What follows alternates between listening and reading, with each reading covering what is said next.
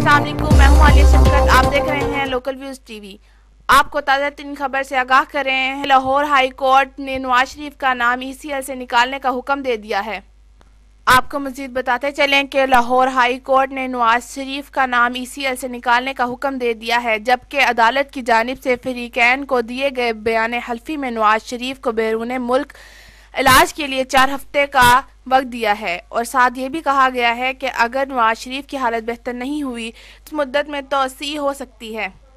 नाजरीन, आपको मजीद भी बताते चलें कि समाअत के आगाज़ पर अदालत ने इस्तफसार किया कि क्या ECL से नाम निकालने के लिए शराइत लगाई जा सकती हैं, क्या लगाई गई शराइत अलहदा की जा सकती हैं, क्या मेमोरेंडम इंसानी बुनियादों पर जारी किया गया, जमानत के बाद शराइत लागू हों तो क्या अदालती फैसले को तकवीत मिलेगी, क्या दरख्वास्त गुजार अदायगी के लिए कोई और तरीकाकार ढूंढने को तैयार है, क्या फरीकैन नवाज शरीफ की वापसी से मुतल्लिक या कोई रियायत की बात कर सकते हैं,